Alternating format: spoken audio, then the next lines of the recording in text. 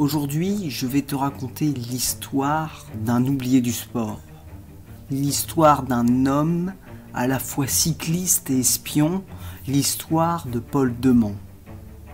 Né le 25 avril 1889, Paul Demant est belge, flamand pour être précis. Passionné de cyclisme, athlète remarquable, il devient naturellement l'un des meilleurs amateurs de Belgique. En 1912, il se fait remarquer lors de deux des plus grands rendez-vous cyclistes de l'année. 6e de Bordeaux-Paris et 10e de Paris-Roubaix. Sa carrière est lancée. Début 1913, un quotidien sportif belge crée le Tour des Flandres. Il est l'un des 5 monuments du cyclisme et est également l'une des 2 grandes classiques pavées avec Paris-Roubaix, qui a lieu une semaine après le Tour des Flandres. Le succès populaire est immédiat. Si le parcours ne contient pas encore les monts, il n'en est pas moins difficile. 5 d'entre eux se disputent la victoire lors de la première édition sur la piste en bois du Vélodrome.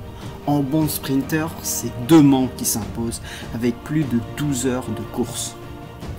Quelques semaines plus tard, le champion belge est sur la ligne du départ du Tour de France. Il termine 14e de l'épreuve et premier de l'équipe Automoto à la suite de l'abandon de son leader à la veille de l'arrivée. Comme toutes les personnes de sa génération, le coursier est rattrapé par la guerre au cours de l'été suivant. Il devient espion et rejoint l'effort de guerre. Il fait passer en vélo des messages codés aux Alliés qui se trouvent aux Pays-Bas. Après de nombreux voyages, il est arrêté par les Allemands. Emprisonné, son procès est expéditif et le résistant est condamné à mort le 10 novembre. Alors que la messe semble dite, ce n'est pas un soldat allemand qui ouvre sa cellule en ce 11 novembre, mais un officier anglais. Contre toute logique, l'armée anglaise maintient sa condamnation à la mort. Il faudra alors finalement un télégramme du gouvernement belge pour le sauver in extremis du peloton d'exécution. Lorsqu'il s'aligne sur Paris-Roubaix en ce 8 avril 1920, il n'est absolument pas cité parmi les outsiders. Il place une attaque à quelques kilomètres de l'arrivée et s'impose en solitaire à Roubaix. En 1921 et 1922, hormis des top 10 dans Paris-Roubaix, il se fera assez discret.